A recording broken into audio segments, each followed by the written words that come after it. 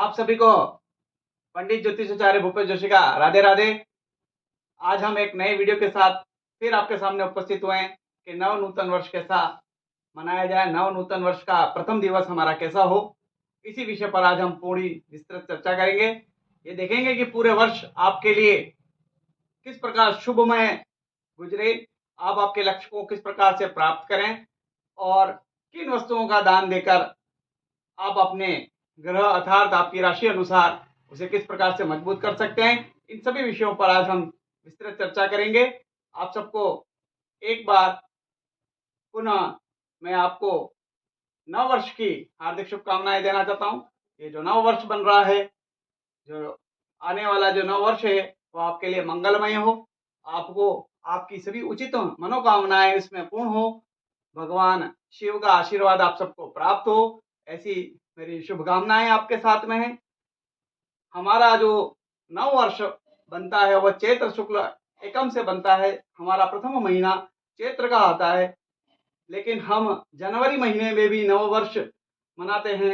नव वर्ष के लिए 1 जनवरी से हमारा वर्ष जो लगता है वो अंग्रेजी महीनों के अनुसार लगता है और हिंदी महीनों के अनुसार चैत्र शुक्ल से लगता है। चैत्र, वैशाख, ज्येष्ठ, आषाढ़, श्रावण, भाद्र, आश्विन, कार्तिक और माघ, पौष, माघ और फाग महीने आते हैं और फाग के बाद में हमारा वर्ष आता है।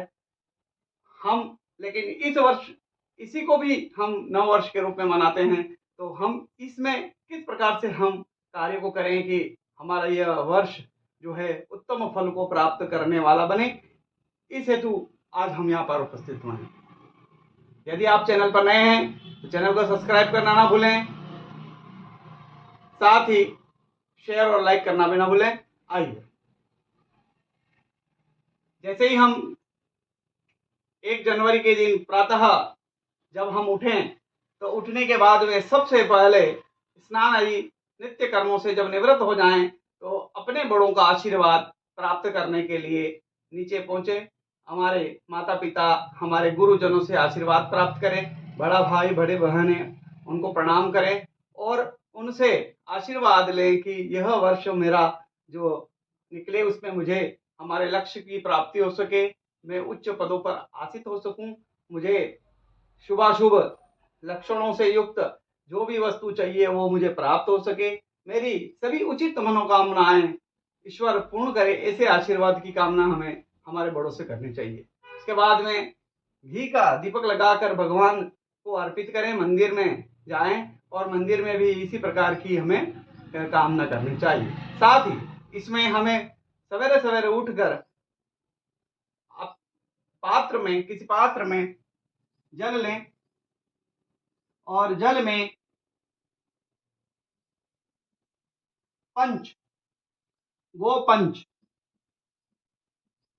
गोपंच अर्थात गऊ से बने हुए 5 पदार्थों को लें और उसे किसी वृक्ष के नीचे जाकर उसे अर्पित करें।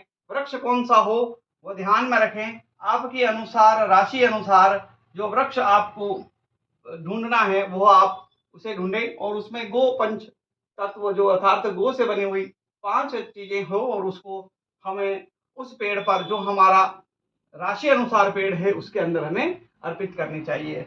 अब इसे हम आपको बताएंगे कि किस पेड़ पर आपको ये अर्पित करना है। उससे पहले आप ये समझ लें कि यदि आप मेष राशि के हैं तो आपका देव मंगल होते हैं।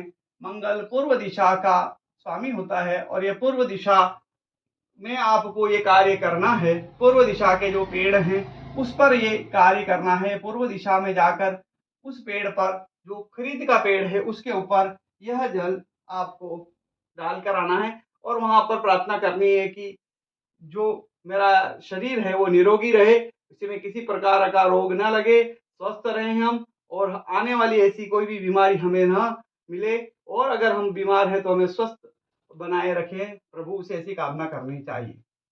इसमें आप अगर मेष राशि के हैं तो आपको जो लकीर लगी हुई है यहाँ पर इस मसूर की दाल का आपको दान करना चाहिए प्रथम दिन, ताकि आपका वर्ष पूर्ण रूप से अच्छा जाए। अगर मसूर नहीं है तो गेहूं और गुड़ का भी दान किया जा सकता है। इसी प्रकार से यदि आप वृषभ राशि के हैं तो शुक्र की दिशा दक्षिण है। दक्षिण दिशा के गुलर के पेड़ में आप ये जल अर्पित करेंगे और इसमें आप घी का जो है वो दान कर सकते हैं। मंदिर में जाकर घी का दान करें तो आपको अच्छे फलों की प्राप्ति इस वर्ष हो सकेगी।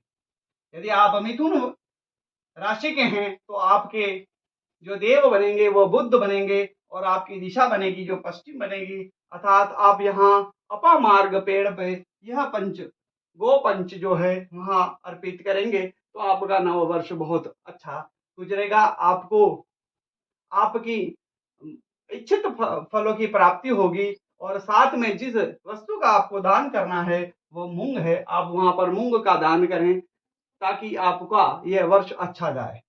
यदि आप कर्क राशि के हैं तो आपकी दिशा उत्तर बनती है, अर्थात आपके स्वामी चंद्र बनते हैं और चंद्र के लिए आप चावल का दान करें। पलाश जिसे हम खाकरा कहते हैं उसमें उस पौधे में जाकर ये पंच वो पंच आप वहां पर अर्पित करें।